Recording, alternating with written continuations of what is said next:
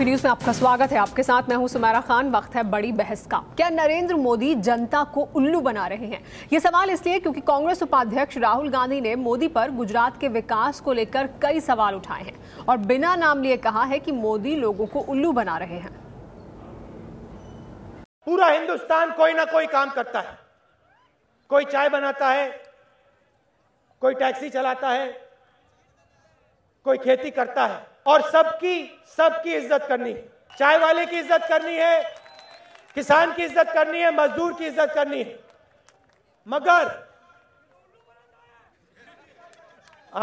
मगर जो उल्लू बनाता है उसकी इज्जत नहीं करनी।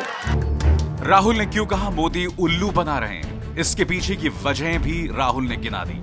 और यहां क्या होता है? 6,000 किसानों ने आत्महत्या कर दी।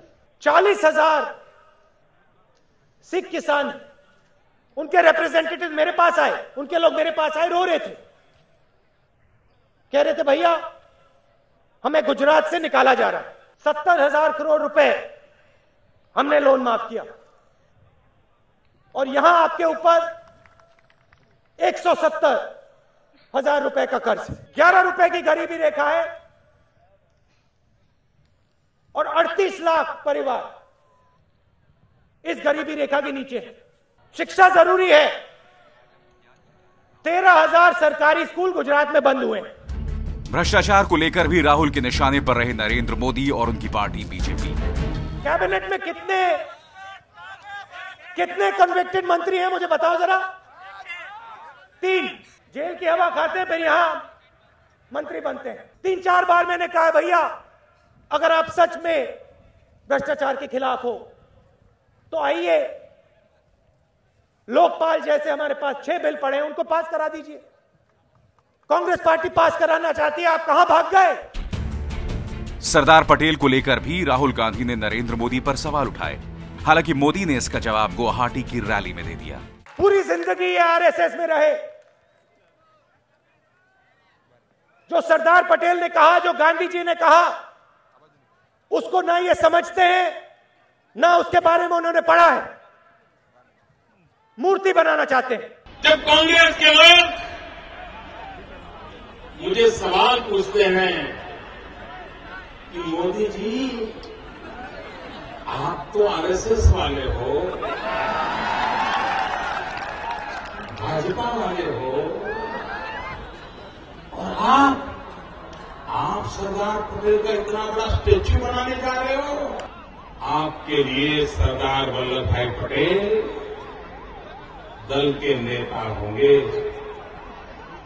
हमारे लिए सरदार वल्लभ भाई पटेल देश के नेता है। राहुल गांधी ने गरीबी को लेकर भ्रष्टाचार और यहां तक कि पटेल को लेकर मोदी पर आरोपों की झड़ी लगाई और कह दिया कि मोदी लोगों को उल्लू बना रहे हैं। चाय वाले की इज्जत करनी है, किसान की इज्जत करनी है, मजदूर की इज्जत करनी है।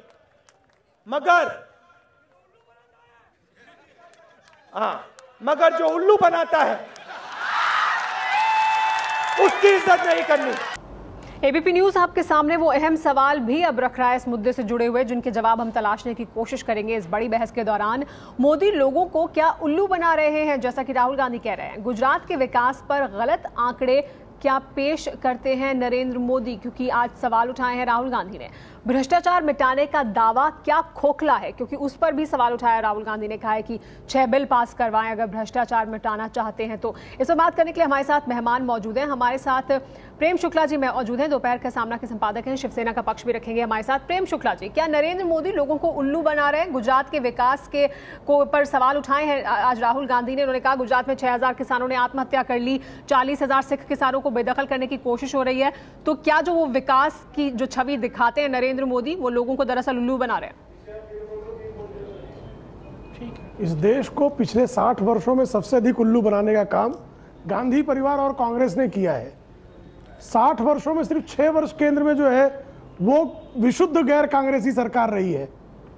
तो सबसे अधिक उल्लू इस देश में किसने बनाया? और उल्लू नहीं, बाबा जी का ठुल्लू बना दिया इस देश को, वो काम किसने किया? और राहुल गांधी किसानों की आत्महत्याओं को लेकर गुजरात में दुखी है, तो महाराष्ट्र में जो किसानों सबसे अधिक किसानों ने आत्महत्या है वो विदर्भ में की। ठीक है। आज भी विदर्भ में किसानों की आत्महत्याएं चल रही हैं। आंध्र प्रदेश में किसानों ने सबसे अधिक आत्महत्याएं की। और जो कर्ज माफी की बात करते हैं, सबसे पहले कर्ज माफी का मुद्दा शिवसेना के पक्ष प्रमुख आदरणीय उद्धव ठाकरे जी ने वहां पर अभियान चलाया। और जब किसान निकलकर बाहर आने लगे, उसके 3 माह बाद केंद्र की सरकार ने, और उसमें भी किसानों को लाभ नहीं हुआ, बैंक वालों को लाभ हुआ है। महाराष्ट्र में बैंक वाले लाभ में रह गए, किसानों को लाभ नहीं पहुंचा। ये एक आप अहम सवाल उठा रहे हैं कि गुजरात जीवन में ये के किसानों की आत्महत्या की बात कर रहे हैं, जीवन में भी अंधेरा ही रह गया। महाराष्ट्र के किसानों की आत्महत्या का क्या? ठीक है, महाराष्ट्र के किसानों की आत्महत्या का क्या? इस सवाल में लेती हूँ। हमारे साथ संजय झा मौजूद है कांग्रेस पार्टी से। लेकिन मेरा एक सवाल प्रेम शुक्ला जी आपसे, कि अगर आप ये कह रहे हैं कि ज्यादा उल्लू किसने बनाया, तो ज्यादा उल्लू उन्होंने बनाया, तो क्या नरेंद्र मोदी भी उल्लू बना रहे हैं? वो भले ही कम बना रहे हो क्योंकि उन्हें कम समय मिला है, लेकिन 3 बार तो वो मुख्य नहीं, वो गुजरात की बात कर रहे हैं। गुजरात में तो वो 3 बार से मुख्यमंत्री है ना, और गुजरात के विकास का ही मॉडल वो देश को दे रहे हैं। तो गुजरात के विकास के आधार पर ही तो वो देश को कह रहे हैं कि मैं ऐसा विकास देश में करूंगा। गुजरात में जब चिमन भाई पटेल की सरकार थी तो सारा विपक्ष उनको चोर चिमन कहता था कि नहीं। और गुजरात की व्यवस्था चिमन भाई पटेल के कार्यकाल में और नरेंद्र मोदी के कार्यकाल में, सिर्फ आप आंकड़े लेकर बैठ जाएंगी तो आपके समझ में आएगा कि नरेंद्र मोदी ने गुजरात में उत्तम सरकार चलाई है। और पूरे देश का गुजराती अगर नमो नमो का मंत्र जप रहा है तो क्या उल्लू बन गया इसलिए जप रहा है? ठीक है, चलिए इस पर जवाब लेते हैं। गुजरातियों को इस पर जवाब लेते हैं। आप जो है उल्लू मान रहे हैं। संजय झा जवाब दें, जो प्रेम शुक्ला सवाल उठा रहे हैं। राहुल गांधी ने आज सवाल उठाया, उस पर प्रेम शुक्ला जी जवाब दे रहे हैं कि गुजरात के लोग तो वोट कर रहे हैं ना नरेंद्र मोदी को, तो क्या वो उल्लू बन रहे हैं? वो देखिए सुमेरा, गलत बयानी का एक पुतला है नरेंद्र मोदी। और आपको मैं उदाहरण देना चाहूँगा सरदार पटेल का, जो देश के दिग्गज नेता, कांग्रेस पार्टी के बिल्कुल जो कहते हैं राजनेता रहे हैं। और यहाँ पर आप देखिएगा कि मूर्ति नहीं बनाया जा रहा है, लोगों को मूर्ख बनाया जा रहा है। अब सच्चाई क्या है आप ये देखिए, इतिहास के रूप को नरेंद्र मोदी जी और भारतीय जनता पार्टी ने उसको बदलने की कोशिश की है और देश को गुमराह करने। और मैं समझता हूं कि जो राजनीतिक दल इतिहास को बदले, जिसके बारे में पन्ने लिखे गए हैं, उनका उद्देश्य क्या है, उनका नियत क्या है, आप समझ लीजिएगा। क्या एक बार आज भी नरेंद्र मोदी के पास जवाब नहीं है? इसका कारण बहुत ही आसान है। पहले तो इनको ये भी नहीं मालूम है कि महात्मा गांधी जी का पूरा नाम क्या है। उनको ये भी मालूम नहीं है जो बनना चाहते हैं भारत के प्रधानमंत्री, और ये कभी भी नहीं बताते हैं। ये आरएसएस के लोग हैं सुमेरा, ये कांग्रेस पार्टी का इस चुनाव में राहुल गांधी तो पीवी नरसिंह राव का पूरा नाम नहीं बता पाएंगे। इससे क्या होता है? हमें बोलने दीजिए शुक्ला जी 2 मिनट। प्रधानमंत्री पीवी नरसिंह राव का पूरा नाम नहीं बता पाएंगे। हम यहाँ पर आरएसएस के साथ हमारी लड़ाई हो रही है, और ये नरेंद्र मोदी जी भारत के लोगों को कभी नहीं बताते हैं कि सरदार पटेल ने आरएसएस को बैन किया था, क्योंकि उन्होंने ये कहा था कि आरएसएस ने ऐसा एक वातावरण किया था देश में घृणा का या क्रोध का, जिसके कारण महात्मा गांधी जी का हत्या किया गया था नाथूराम गोडसे खुद आरएसएस के आदमी थे, उनके डॉक्यूमेंट्स को इन्होंने बदला था, इसीलिए ये सिद्ध नहीं हो पाया कि वो आरएसएस में थे या हिंदुत्व में थे। तो देश के साथ मैं समझता हूं कि देश के साथ ये बहुत ही बड़ा चुनौती है। प्रेम शुक्ला जी चुनौती दे रहे हैं आपको, संजय जी और भाजपा को मानना पड़ेगा। प्रेम शुक्ला जी आपको चुनौती दे रहे हैं, आपके बयान पर प्रेम शुक्ला जी आपको चुनौती दे रहे हैं। संजय जी, उनकी चुनौती का कोई मतलब नहीं है। वो दस्तावेज शिवसेना तो यहाँ पर बिहारी और यूपी लोग तो आपके बयान में से दस्तावेज मांग रहा हूं भाई साहब। आप देश की अखंडता या देश के आपके विलासराव देशमुख ने क्या बयान दिए, कटिंग भेजूं? आपके शरद पवार ने क्या बयान दिए, कटिंग भेजूं? आप ये जानते हैं, आरएसएस का कल भी नाम आया हुआ है, स्वामी अतिमानंद ने कहा है कि आप लोग अखिलेश मिश्रा भी जुड़ गए हैं, उन्हें भी हमारे साथ अखिलेश मिश्रा भी जुड़ गए, उन्हें भी चर्चा में शामिल करते हैं। हमारे साथ अखिलेश मिश्रा भी जुड़ गए हैं बीजेपी से, उन्हें भी चर्चा में शामिल करते हैं। हमारे साथ राजीव रंजन प्रसाद जी भी मौजूद है जेडीयू से। अखिलेश मिश्रा जी, लेकिन बड़े सवाल उठाए हैं आज राहुल गांधी ने। उन्होंने सीधा हमला नरेंद्र मोदी के विकास के मॉडल पर किया है। उन्होंने कहा है कि कितने स्कूल बंद हो गए हैं, उन्होंने बताया कि कितना कर्जा है किसानों पर, तो वो विकास के मॉडल पर नरेंद्र मोदी के हमला कर रहे हैं सीधे। सुमेरा, इससे पहले कि मैं आपके सवाल का जवाब दूं, मैं एक चीज क्लैरिफाई करना चाहूंगा कि मैं एक बीजेपी का वॉलंटियर और सपोर्टर हूं, मेंबर हूं। मैं बीजेपी के बिहाफ पे ऑफिशियली बात नहीं करता, आधिकारिक तौर पे बात नहीं करता। एज ए वॉलंटियर मैं आज इस प्रोग्राम में आया हूं। अब जो सवाल राहुल गांधी जी ने उठाया गुजरात में, ये थोड़ा हास्यास्पद है, क्योंकि शायद उन्होंने 2017 के चुनाव की तैयारी बड़ी जल्दी शुरू कर दी है। ये सवाल उठ चुके हैं 2012 के चुनावों में, हर एक सवाल पे बहस हुई थी और हर एक सवाल पे गुजरात के इलेक्टोरेट ने, गुजरात के मतदाताओं ने अपना विचार प्रकट कर दिया है। तो क्या गुजरात के मतदाताओं को 24 घंटे बिजली मिलती है कि नहीं मिलती है, ये उनको पता है। ये किसी प्रचार से उनको नहीं मालूम चलेगा कि बिजली मिल रही है कि नहीं मिल रही है। लेकिन जो सवाल उठाए, नहीं अखिलेश जी, ये नहीं, गुजरात की जनता ने वोट किया है, इसका मतलब अगर स्कूल बंद हुए हैं तो फिर उस पर बात नहीं होगी। अगर गुजरात की जनता ने वोट किया है तो अगर किसानों ने आत्महत्या की है तो उस पर बात नहीं होगी। ऐसा नहीं होगा ना, किसानों ने अगर आत्महत्या की है तो वो भी तो एक पहलू है ना सरकार का, वो आप ये बताएंगे नहीं ऐसा नहीं हुआ है। सुमेरा बिल्कुल बात होगी, लेकिन बात उन मुद्दों पे होगी जिनमें सच्चाई है। हाँ। प्रोपेगेंडा जिस तरह से राहुल गांधी ने गलत बयानी की है आज, उस पर बात नहीं होगी। हाँ बिल्कुल, ये आप कह सकते हैं। ये आप बताइए कि क्या प्रोपेगेंडा है, क्या गलत कहा है राहुल गांधी ने।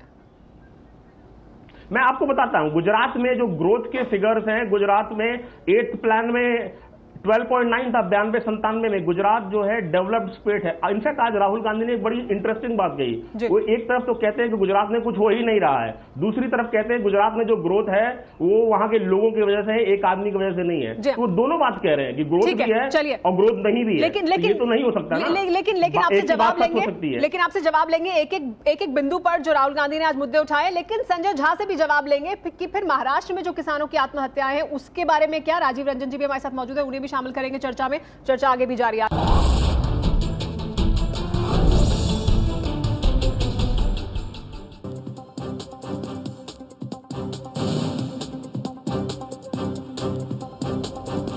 एबीपी न्यूज से बड़ी बहस जारी है कि क्या नरेंद्र मोदी उल्लू बना रहे हैं, जैसा कि राहुल गांधी कह रहे हैं। इस पर बात करने के लिए हमारे साथ सभी मेहमान बने हुए हैं। हमारे साथ राजीव रंजन प्रसाद भी मौजूद हैं जेडीयू से।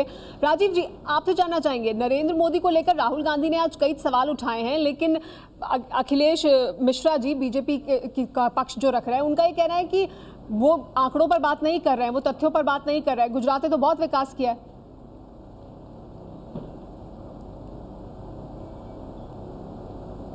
देखिए, हम तो तथ्यों पर ही बात करेंगे, आंकड़ों पर बात करेंगे। 1984 में एक इंडस्ट्रियल सर्वे देश के 100 जिलों के लिए हुआ, और जहां 4000 करोड़ रुपए से ज्यादा निवेश हुए थे, उनमें 25 जिले गुजरात में थे। और जो अविभाजित बिहार था, मात्र उसमें एक जिला था पूर्वी सिंहभूम, जिसमें टेलको टिस्को जैसी कंपनियां हैं। और उसके बाद गुजरात आज जिस स्थिति में पहुंचा है, जहां देश के 25 सबसे उन्नत औद्योगिक दृष्टि से समृद्ध जिले थे, आज उस गुजरात में जो एग्जीक्यूशन का जो रेट है, जो परियोजनाएं राज्य सरकार और औद्योगिक घरानों के बीच तय की जाती हैं, उसमें एग्जीक्यूशन का रेट 11% हो गया है, जो केशुभाई पटेल की सरकार के आखिरी वर्ष में 69% था। और दूसरी तरफ आज गुजरात में गरीबी के आंकड़ों के लिए चाहे वो जो भी बहाने ढूंढें, आज कहीं ना कहीं अगर 10 रुपए 80 पैसे और 16 रुपए 80 पैसे से ज्यादा कमाने वाले लोग गांव और शहरों में अमीर की श्रेणी में आ गए, तो मुझे लगता है ये कहीं ना कहीं गरीबी के जो आंकड़े हैं, जो उस मॉडल की विसंगतियों के बारे में हम लगातार कहते रहे हैं कि जो राज्य लगभग 1.5 लाख करोड़ रुपए के कर्ज में डूबा हुआ है, जहां हर पैदा होने वाला गुजराती 40 से 50 हजार रुपए का कर्जदार है, और जिस राज्य में बच्चे कुपोषण के शिकार हैं, जहां महिलाएं एनेमिक हैं, जहां माइनॉरिटी, शेड्यूल कास्ट और शेड्यूल ट्राइब की जो बच्चियां हैं, उनके स्कूलों का ड्रॉप आउट जो है नेशनल एवरेज से दुगना है। अगर ये मॉडल गुजरात का मॉडल अगर समृद्धि का मॉडल है, वो इंक्लूजन का मॉडल है, तो मुझे लगता है देश को ऐसा मॉडल नहीं चाहिए। ठीक है अखिलेश जी, इन आंकड़ों पर क्या जवाब है जो राजीव रंजन जी सामने रख रहे हैं? और वो कह रहे हैं अगर ये इंक्लूजन का मॉडल है तो फिर देश को तो ऐसा मॉडल नहीं चाहिए। मैं भी कुछ आंकड़े देता हूं जो राजीव रंजन ने दिए हैं। उसके अलावा भी पिछले साल जब गुजरात के चुनाव हो रहे थे तो मैल न्यूट्रिशन पे बड़ी बहस हुई थी, और वो फिगर 2005 के फिगर थे जिस पर बड़ी बहस हुई थी। एक तो ये भी था कि लोग नए फिगर की बात नहीं करते थे, नए फिगर आ गए हैं। तब 70% था 2005 में। गुजरात में 2012-13 में ये घट के 38% आ गया है। नेशनल एवरेज जो है वो 41% है, दिल्ली में 50% है। तो मोदी जी को ने जब संभाला कार्यकाल और उन्होंने देखा कि ये हालत है तो उन्होंने इस पर काम शुरू किया, और ये फिगर आज जो दिखाते हैं कि इस पर काम हुआ है। मैं आपको और आंकड़े देता हूं। वहां पे एक प्रोग्राम चलता है चिरंजीवी योजना। इस चिरंजीवी योजना को 2009 में देश के प्रधानमंत्री डॉक्टर मनमोहन सिंह ने खुद अवार्ड दिया है। इसको एशिया इनोवेशन का अवार्ड मिला है। इसके वजह से औरतों में शिक्षा की वृद्धि हुई। अभी वो नेशनल एवरेज से ऊपर हैं उनकी शिक्षा दर। जो प्राइवेट मेडिकल कॉलेजेस से प्रसूतियां होती थी वो गुजरात में वो एक मॉडल बन गया है जो पूरे दुनिया भर में रिकॉग्नाइज हो रहा है। यूएन से अवार्ड मिल रहा है उसको। 2005 में गुजरात जो है लगभग 5000 मेगावाट प्रोड्यूस करता था, 2012 में 23000 मेगावाट प्रोड्यूस करता है। मैंने बस इतना कहा है कि देश को जिस मॉडल के जरिए कांग्रेस के कुशासन, भ्रष्टाचार और बेईमानी के सवाल पर जो एक वैकल्पिक शासन देने की बात जो पार्टी करती है, उस पार्टी के गुजरात मॉडल में विसंगतियां क्या हैं कमियां, जिसके आधार पर वो देश के सत्ता के बदलाव का दावा करते हैं और उम्मीद जताते हैं कि हम बेरोजगारी और महंगाई का मुकाबला कर पाएंगे और इसका रास्ता ढूंढ पाएंगे। सुमेरा मैं एक जवाब दे दूं, ये बेरोजगारी वाला जो हिपोक्रेसी है, चलिए ठीक है, आप जवाब दीजिएगा अखिलेश जी। समझने की अखिलेश जी आप जवाब दीजिएगा। संजय झा भी जो आप आंकड़े सामने रख रहे हैं, पटेल की दुनिया की उस सबसे पर प्रतिक्रिया देना चाहते हैं, बनाएंगे। चर्चा आगे भी जारी रहेगी।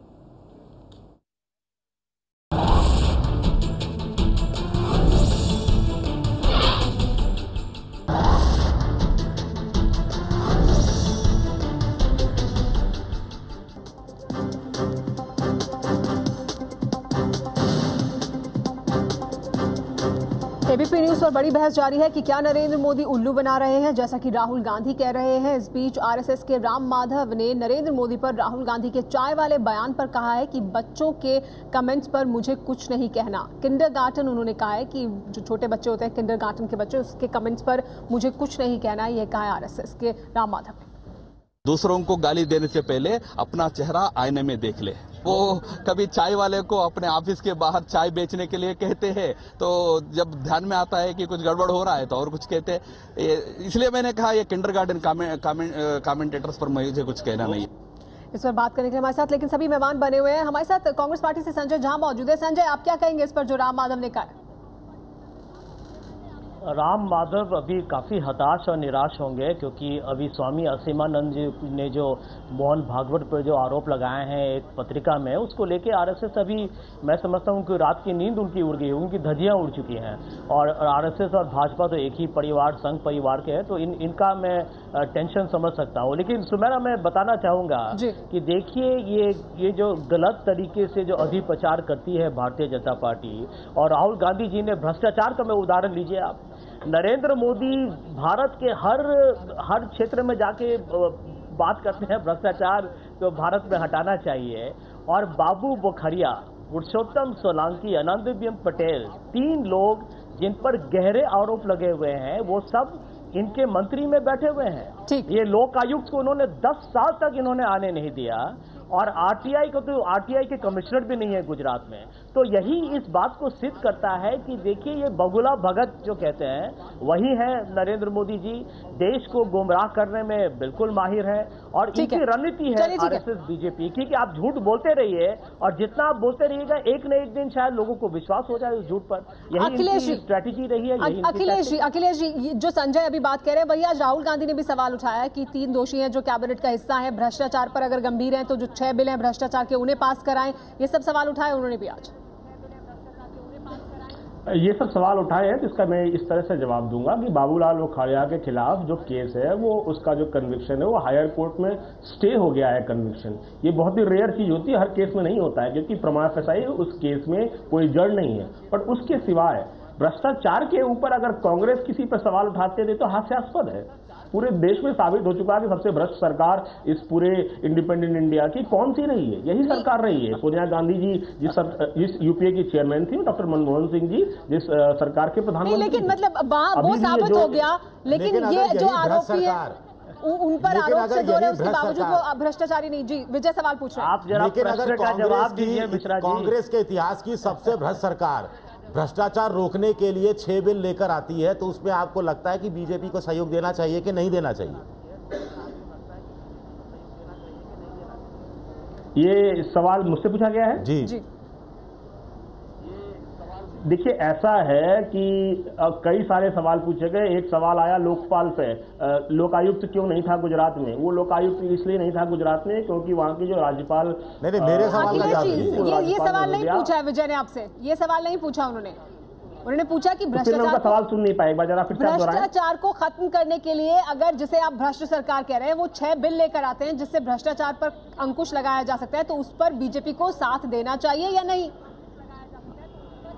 ऐसा कोई अगर बिल आता है जो कि भ्रष्टाचार को खत्म कर सकता है तो बीजेपी साथ नहीं देती, आगे बढ़ के काम करती है। जो लोकपाल पास हुआ सेंटर में, उसमें अरुण जेटली और सुषमा स्वराज जी के सहयोग की वजह से नहीं, उनके काम करने की वजह से पास हुआ। उस 6 बिल अटके हुए हैं ना लोकसभा और राज्यसभा में, वरना वो पास नहीं होता। कांग्रेस की मंशा नहीं थी पास करने की। कांग्रेस 2011 दिसंबर में राज्यसभा में 29 दिसंबर को भाग गई थी, जब सब लोग कह रहे थे इस पर वोट कराइए और इसको पास कराइए। 2011 में क्यों नहीं कांग्रेस ने पास कराया?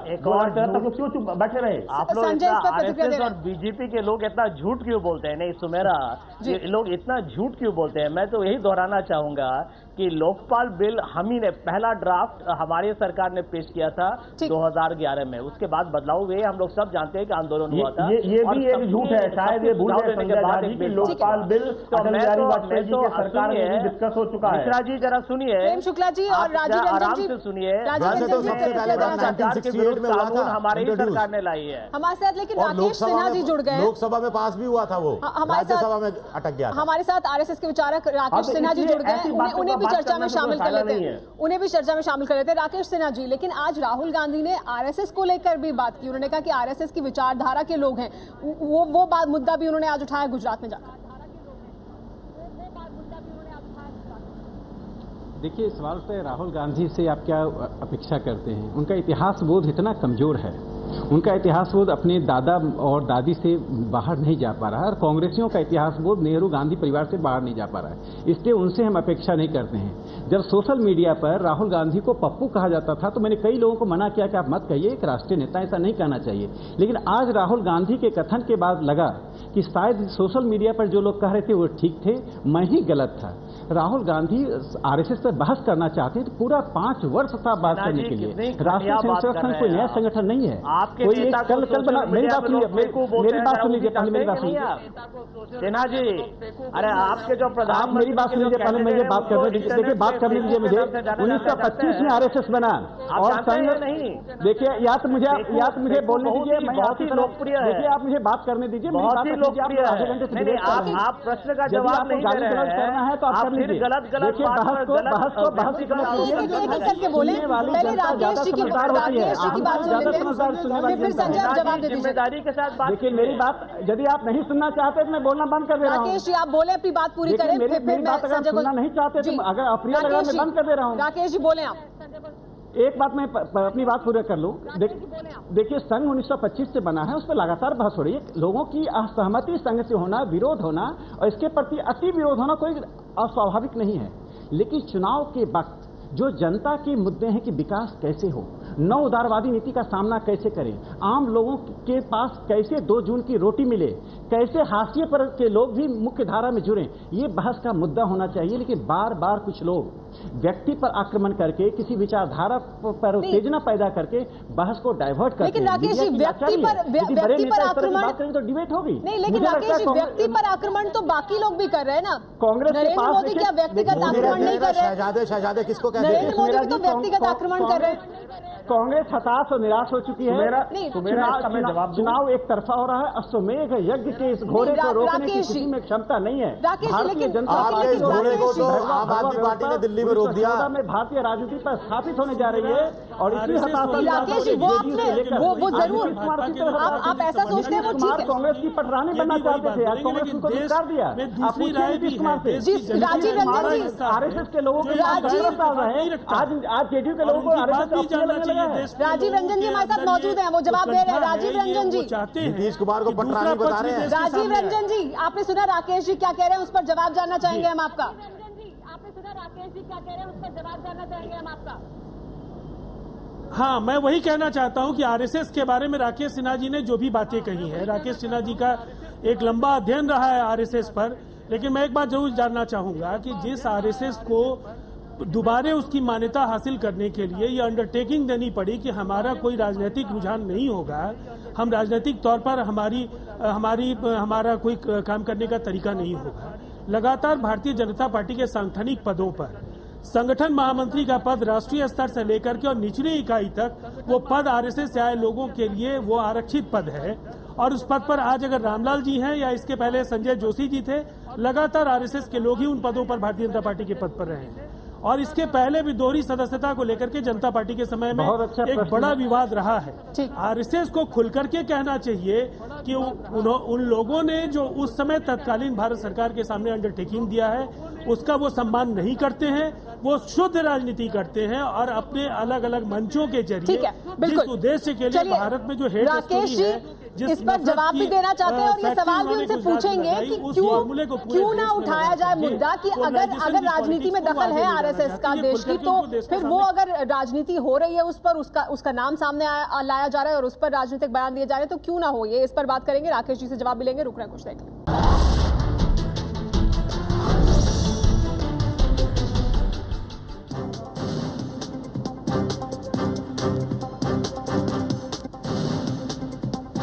एबीपी न्यूज पर बड़ी बहस जारी है कि क्या मोदी उल्लू बना रहे हैं, जैसा कि राहुल गांधी ने आज कहा। इस पर बात करने के लिए हमारे साथ सभी मेहमान बने हुए हैं। राकेश जी, राजीव रंजन प्रसाद जो सवाल उठा रहे हैं उस पर आपका जवाब मैं चाहूंगी। वो कह रहे हैं कि हर जगह तो दखल अंदाजी है आरएसएस की राजनीति में, बीजेपी की, तो क्यों ना सवाल उठाया जाए उन्हें लेकर।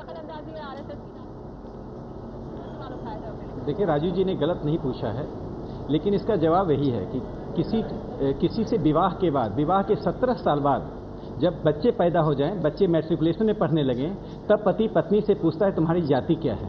17 साल संघ के साथ सहवास करने के बाद आज राजीव रंजन जी को यह सवाल आ रहा, तो मैं उनको बता दूं, यदि उनकी पार्टी भी सांस्कृतिक राष्ट्रवाद को अपना ले तो एक रामलाल जी वहां भी पहुंच जाएंगे। हम तो चाहते हैं कि सभी दल हमारी विचारधारा को माने और संघ सभी दलों को कैडर दे। दूसरी बात मैं कहना चाहता हूं, यही जेडीयू भारतीय जनता पार्टी के साथ थी, कल कांग्रेस के साथ जाना चाहती थी।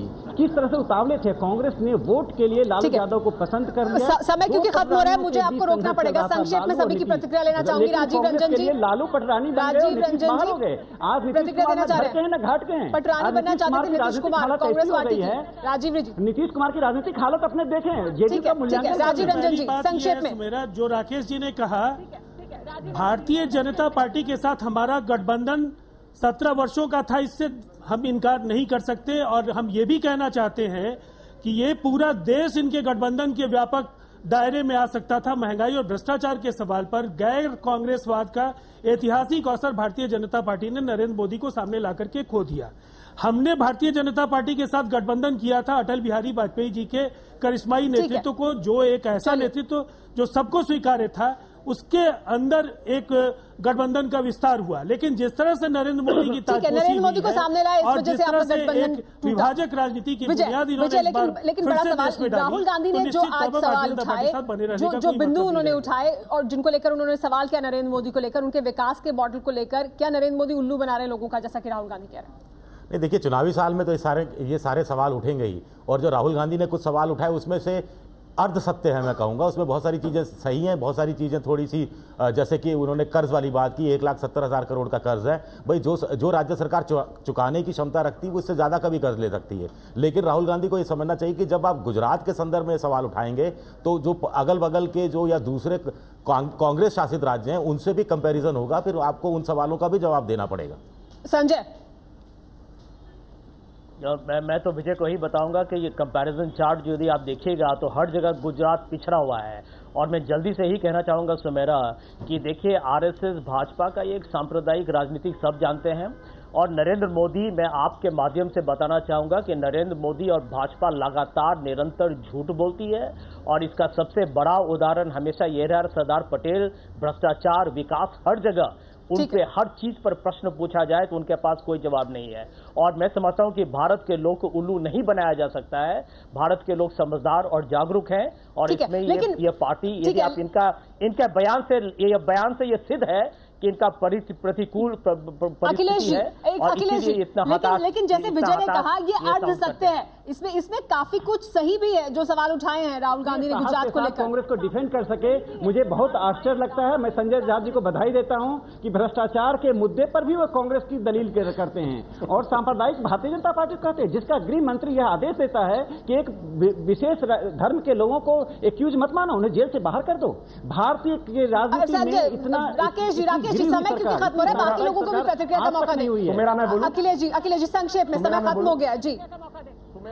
हाँ बिल्कुल, ये सारी बहस पुरानी हो चुकी है। नई बहस ये है जो मोदी जी ने छेड़ी है। वो आज वो नॉर्थ ईस्ट गए थे, वहां पे वो नौकरियों की बात कर रहे हैं, टूरिज्म डेवलपमेंट की बात कर रहे हैं, आउटसोर्सिंग इंडस्ट्री वहां ले जाने की बात कर रहे हैं, वो लोगों के एस्पिरेशन की बात कर रहे हैं जो संजय झा और हम कांग्रेस पार्टी के बिहाफ पे कह रहे हैं, जो बाकी लोग कह रहे हैं। ये सब पुराने पिछले शताब्दी की बहस है। लेकिन अखिलेश जी सवाल पूछे जाएंगे गुजरात को लेकर भी, क्योंकि नरेंद्र मोदी गुजरात का मॉडल सामने रखते हैं और उसके आधार पर विकास देश में करने की बात करते हैं। तो